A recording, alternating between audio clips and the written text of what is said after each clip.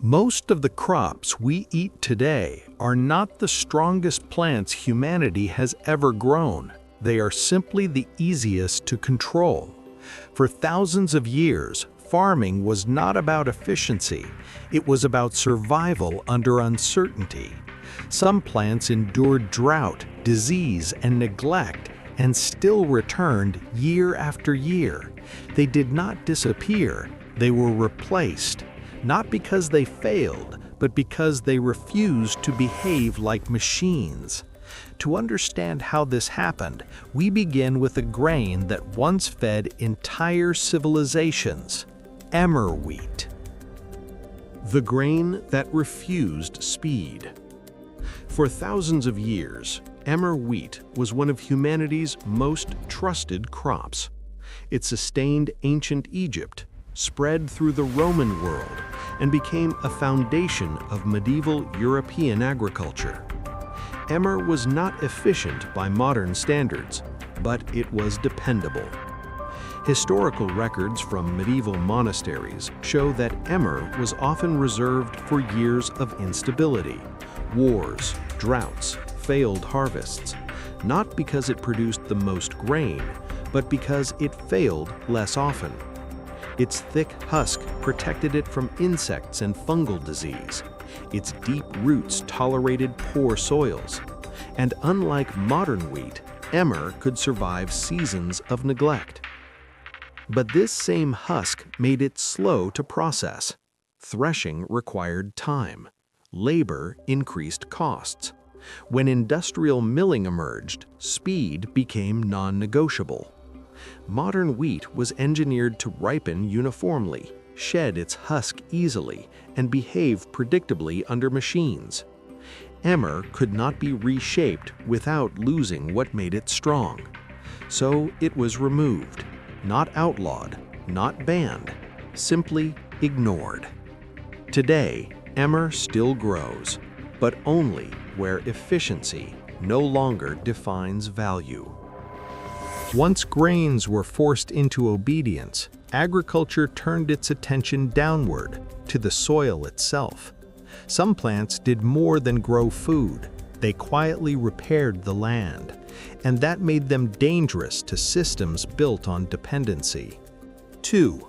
Fava beans, the crop that undermined control. In medieval Europe, fava beans were survival food. They were eaten fresh, dried, ground into flour, and stored for winter.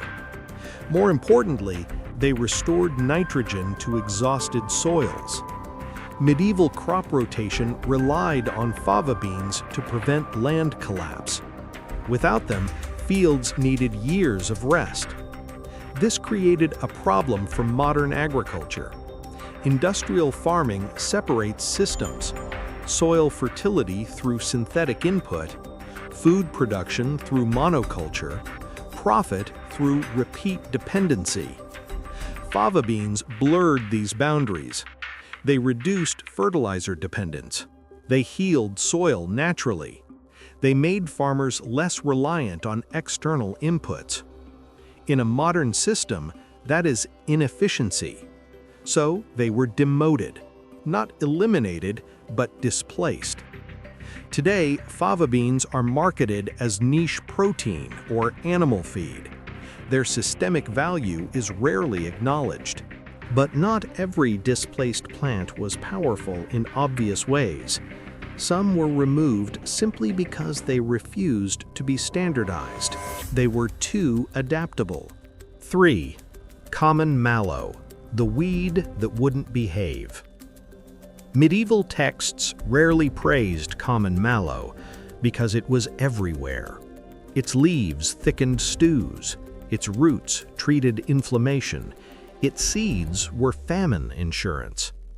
Mallow thrived in disturbed soil, war zones, abandoned fields, roadside land. That adaptability made it ungovernable. It had no harvest season, no yield forecast, no consistent size. Modern agriculture thrives on predictability. Mallow thrived on disorder. so it became invisible. Not eradicated, simply excluded from systems that require schedules.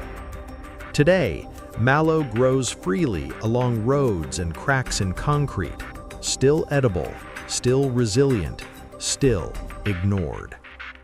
As farming systems tightened control, even humanity's oldest allies were pushed aside. Some crops were not removed for weakness, but for resisting modification.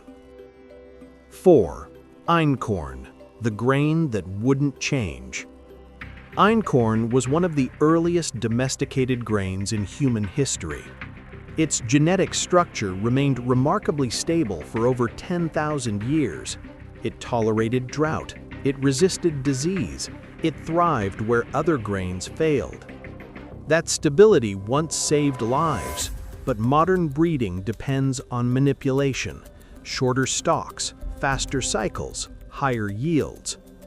Einkorn resisted genetic restructuring. It could not be optimized without breaking, so it was sidelined.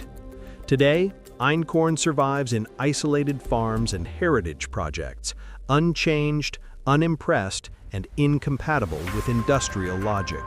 Not all resistance was genetic. Some plants resisted machines not by structure, but by movement. 5. Amaranth, the plant that refused silence. By this point, agriculture was already narrowing its focus. Fields were becoming quieter, more predictable. Amaranth disrupted that silence. It grew tall and vivid, with red and purple seed heads that turned fields into signals, not surfaces. You could spot it from a distance, and so could everyone else. In ancient societies, amaranth carried meaning beyond survival. It marked seasons, ceremonies, and boundaries between the ordinary and the sacred. What made it remarkable wasn't just nutrition, but independence. It didn't rely on ideal soil.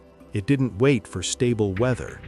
It thrived where control was weakest, and that was the issue.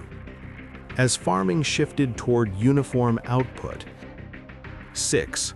Parsnip, the root that didn't standardize. Before potatoes reshaped Europe, parsnips were staple food. They overwintered underground. They sweetened under frost. They provided calories when nothing else survived. But parsnips varied wildly.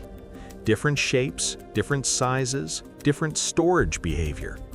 Potatoes replaced them, not because they were stronger, but because they behaved better. Uniformity won. Finally, one plant reveals the true rule of modern agriculture. Timing is everything. Sorrel. The plant ignored the clock. Sorrel grew when conditions allowed, not when schedules demanded. It regenerated quickly, required little care, and provided vital nutrients. But it could not be timed. In small gardens, this was a gift. In industrial systems, it was unacceptable. Sorrel still grows today, but time-based systems cannot tolerate plants that follow nature instead of calendars.